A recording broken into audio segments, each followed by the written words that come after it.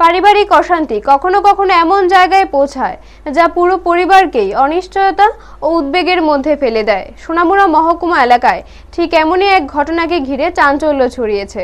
স্বামীর বিরুদ্ধে একাধিক গুরুতর অভিযোগ তুলে 5 পাতার একটি চিঠি লিখে গত 2 দিন ধরে নিখোঁজ রয়েছেন এক গৃহবধূ। নিখোঁজ গৃহবধূর নাম সীমা আক্তার। পরিবারের দাবি, বাড়ি থেকে বের হওয়ার আগে তিনি একটি 5 পাতার চিঠি লিখে যান, যেখানে স্বামী ও শ্বশুরবাড়ির বিরুদ্ধে দীর্ঘদিনের মানসিক ও শারীরিক নির্যাতনের অভিযোগ উল্লেখ রয়েছে। পরিবার সূত্রে জানা যায়, প্রায় 13 বছর আগে সোনামুড়া থানাধীন উরমাই এলাকার বাসিন্দা আব্দুল আজিজের মেয়ে সীমা আক্তারের বিয়ে হয় সোনাপুর এলাকার বাসিন্দা রেজু মিয়ার ছেলে আব্দুল জলিলের সঙ্গে। আব্দুল জলিল সোনামুড়া মণ্ডল বিজেপির প্রাক্তন সম্পাদক হিসেবে পরিচিত।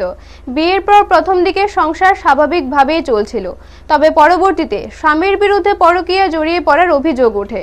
এরপর থেকে সীমা আক্তারের ওপর মানসিক ও শারীরিক নির্যাতন শুরু হয় বলে দাবি পরিবারের।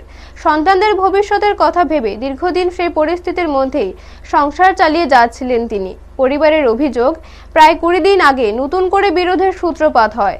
স্বামীর পরিবারের পক্ষ থেকে সীমা আক্তারের বিরুদ্ধে চুরির অভিযোগ তোলা হয়। জানা যায়, স্বামীর বোন নাকি সীমা আক্তারের কাছে একটি সোনার বিস্কুট রেখে যান এবং পরে সেটি ঘর থেকে চুরি হয়ে গেছে বলে দাবি করেন। এই ঘটনার জেরে সীমা আক্তারের কাছে প্রায় 17 লক্ষ টাকা জরিমানা দাবি করা হয় বলেও অভিযোগ উঠেছে। পরিবারের দাবি, এই বিষয়কে কেন্দ্র করে স্বামী ও তার পরিবারের পক্ষ থেকে সীমা আক্তারের উপর মানসিক চাপ বাড়তে থাকে। এই পরিস্থিতিতেই গত 8 মার্চ সন্ধ্যায় সীমা আক্তার 5 পাতার একটি চিঠি লিখে বাড়ি থেকে বেরিয়ে যান। এরপর থেকে তার আর কোনো খোঁজ পাওয়া যায়নি। ঘটনার পর সীমা আক্তারের পরিবার সোনামুড়া থানায় একটি লিখিত অভিযোগ দায়ের করেছে।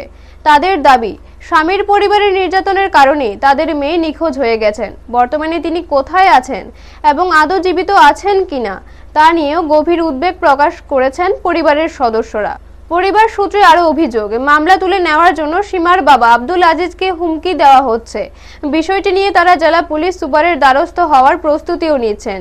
এখনো পর্যন্ত ঘটনার তদন্ত শুরু করেছে পুলিশ। প্রসঙ্গত, এই ঘটনাকে ঘিরে সোনামুড়া এলাকায় ব্যাপক চাঞ্চল্যের সৃষ্টি হয়েছে। ব্যুরো রিপোর্ট, নিউজ তৎকাল 24। উরমাই আমার মেয়ে বিয়ে দিছি সোনাপুর রেজু মিয়ার ছেলে জলিলের কাছে। দেওয়ার পর আজ 13 বছর পর এই 6-7 বছর 7 বছর ভালো হয়েছিল। এই 6-7 বছর প্রচণ্ড গণ্ডগোল, মারধর করে, খুব অত্যাচার করে। এর আগেও 2বার আমার বাড়িতে আইসে তারা কথাবার্তা করে নিয়ে গেছে। আমরা কিন্তু কারোর সাথে জানাইছিও না, কারোর বুঝ বিচারও করছি না। এবার অনেক দিন যাবৎ মারধর করতে আছে, তাই খুব চাপ সৃষ্টি করছে। এর মধ্যে বাড়িতে কি স্বর্ণ হারানি গেছে, এইটারে কেন্দ্র করে অনেক কিছু যা ঝামেলা তাই রূপে। হ্যাঁ, তো এটি লইয়া যা ঝামেলার পরে তাই টকসারে নিয়ে আরও বিভিন্ন সমস্যা, তাই টিকতে না হারি গত 8 তারিখ তাই নিখোঁজ। তাই আর আমরা খুঁজে পাই না। এর জন্য আমরা কই নিখোঁজ হয়েছে, মানে কি কইছে আপনার? লাস্টে কোনো কথা হয়েছে না, লাস্টে কোনো আর আমরা লগে তাই লোক কোনো কথা হয়নি। আর এর মাঝে কথা হয়েছে, তাই যে সময় যায় তাই লিখিতভাবে তাই কিছু কাগজপত্র আমরা দিয়ে গেছে মোবাইলে। কি তা লেখছে এটি বিভিন্ন তাই অশান্তি, তাই বিভিন্ন যে তার নির্যাতন হইতে আছে, জলিলে ওসব করতে আছে, সব এটি লেখা আছে। মানে কি হ্যাঁ কই যাইব কইছে নি, না সুসাইড করব এমন কোনো কিছু? মানে এমনি কইছে আমি আর মুখ দিতাম না, যাই কি আছে না মরে গেছে তাও জানি না। আজ কয়দিন হয়েছে নিখোঁজ? আজ গত 8 তারিখে আজ কদিন হয়েছে? 8 তারিখ বিকাল 6টায়। 2 দিন নিখোঁজ। 2-3 থানাতে জানাইছেন? হ্যাঁ, থানাতে লিখিতভাবে জানাইছি। কে কইছে? তারা তো কইছে দেখবো। তো স্বামীর বাড়ির লোকে কি কয়? স্বামীর বাড়ির লোক আর তারা উল্টা কইতে আছে, আর উল্টা ঠেট দিতে আছে।